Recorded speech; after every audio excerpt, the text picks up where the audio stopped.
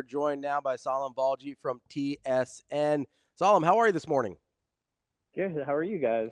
I'm curious. I'm going to need you to help talk me off the ledge.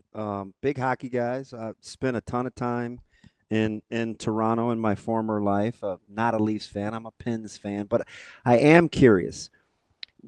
Are you worried about the draw or the eyeballs? Is now that we're back connected TSN, ESPN. We're going to use one network for the finals, I think, for hockey, which I think is good consistency. Yeah. Am I worried about a number that could be drawn, and should I take any I don't know solace in the fact, or how should I feel about what the numbers look like for the Stanley Cup? You mean for viewership Yes. or I think it'll be pretty high, right? The storylines here are pretty intense, whether you've got potentially a dynasty, a modern day dynasty in the Panthers or, one of the greatest players ever to finally win. I feel like, even if you're in, say, Vegas or Buffalo, everyone, because of McDavid, kind of will be tuning in a little bit, right? And then, as you said, having that consistency with one network producing all the games, I imagine fans subconsciously kind of gravitate to that. And I think it'll be a really well watched series just because the narratives are there, and it's just not it's not a boring series, that's for sure. So When you look at the styles that Florida mhm. brings, obviously the offensive-minded Edmonton has been better defensively than I think they're probably given credit for. How key do you think, neutral ice, like the free skating? I get McDavid's speed, but when you try to get inside how this will be played, how important do you look at the neutral ice? I think it'll be pretty big, right? Because Florida does such a good job of clogging the middle. They do a great job of kind of disrupting breakouts. They're so relentless on their forecheck. But Edmonton, they're not that run and gun team anymore either, right? They're not all that kind of rush oriented. They dump the puck in a lot. They chase it, they retrieve it. Like they look very different to a year ago. And even having Wallman and Klingberg on the back end, they can get the puck up in very different ways compared to last season. And I think that's a big, right? You add in the fact Bouchard is that much, more older, and he's having another incredible playoff. Like Quietly, yeah. neutralites will be key, but I think Edmonton's proven they can win in different ways, right? So it might not. They're multi-dimensional compared to last season. That's for sure. So when we're looking at these styles, and you mentioned Edmonton sort of evolved a little bit after last year, we saw Florida a few years ago sort of go through a similar evolution of being a little less. I don't want to say less offensive minded, but becoming more physical in order to try and get over the top there. How do you think that ends up playing out when as these two teams face off once again after last year's finals? You mean in terms of Florida or Edmonton? I mean, just Edmonton, have they come far enough from Oh, last right. year stylistically to now be able to get over the top with the Panthers? I'd say you look at Trent Frederick, right? That's a big addition. He didn't do much during the regular season, but he's a physical force. He has that dimension. Evander Kane, another one who I think has gotten a lot better. He's come back a lot better than most of us thought he would, right? So there's that side of it. Corey Perry's, I think, elevated his game compared to last season. which is There's which a is few of those crazy at his players. age. I Yeah, I mean, know. I know. geez. Hey, 40. Jeez, that's wild. Thinking that he can do that, like even on the power play too. Forget physicality, just being on the power play with Zach Hyman out.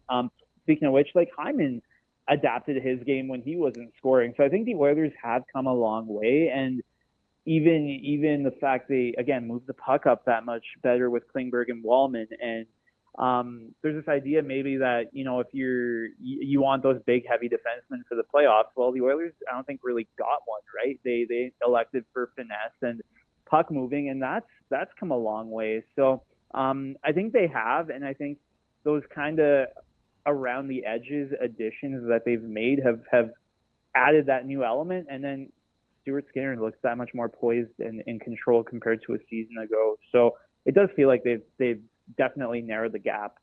Let me ask you something. If the answer is different on paper versus actually what you've seen transpired during the playoffs, or is the answer the same?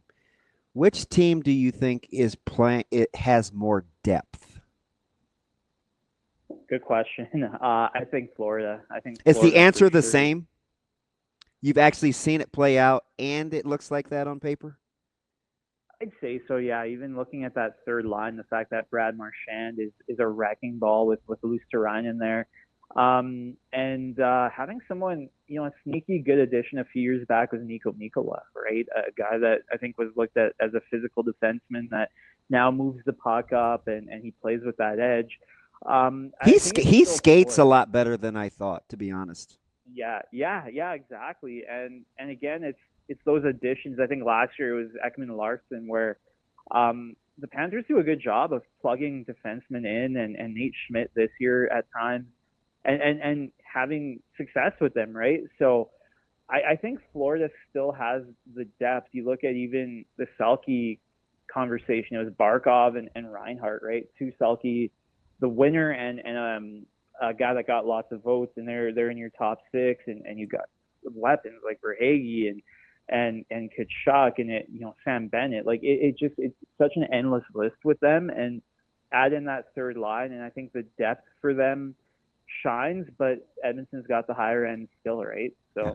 Pro or con for hockey that Kachuk may be as or more recognizable in the States than McDavid?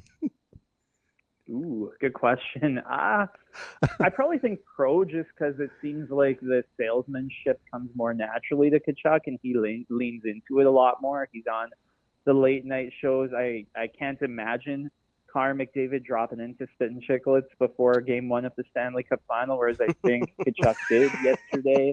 And he good for him. Good for him. Even in Calgary, they're only here once a year, but Kachuk apparently goes back to his old favorite bars and restaurants and holds courts. He loves that stuff, right? He loves the eyeballs on him. So I think hockey needs more natural salespeople in that fashion. And Kachuk, to me, that's a big pro, given all the credit in the world to McDavid, but he's not really extroverted publicly, whereas Kachuk is, and that probably helps you bring in some new fans, right? So I want to ask about goaltending here. We've seen I've got a weird fascination with Bobrovsky because it seems like he goes through these stretches where he just stands on his head, and you're like, I don't. Famer. Yeah, the odd man rush last. The 4-on-6 with the pulled goalie at the end of the series last time. And I'm just like, I don't know how none of those went in. And then you've got Skinner, who seems to have gotten better and better throughout the playoff He's the consummate run. Yeah, but guy, right? You want to like Skinner, and you're like, yeah, but. But and then you have the butt to the butt as he's gotten better as the rounds have progressed. How do you kind of handicap the goalkeeping matchup between these two teams with obviously Hall of Famer Bobrovsky and then the but guy with Skinner? I'd say I'd still give it to Bobrovsky. I think he's been there, he's done that, and with Skinner, I'm still a little bit kind of curious how he reacts to the next adversity he faces.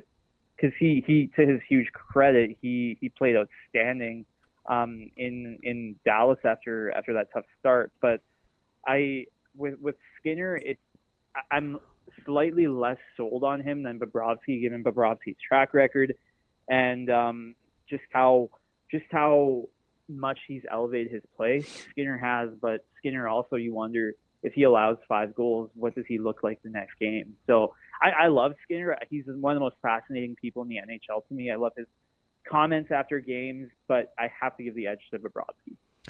Let me get you out on this. Who has more range in which the way they need the hockey to be played to win, and does it affect who you think wins the series? I would still give the edge to Florida. I think they're the more physical team. They're the deeper team. I think they're the meaner team. And I would say that's probably where I would give them the edge. It's just they can beat you probably in more ways than the Oilers can. But the Oilers have 2 players that are game breakers that maybe the Panthers don't have necessarily, but I would still give the edge to Florida. That's Salim Valji, TSN. We appreciate your time so much. Enjoy the Stanley Cup Finals. We'll talk to you soon. Awesome. Thanks a lot, boys. Talk to you. Appreciate it.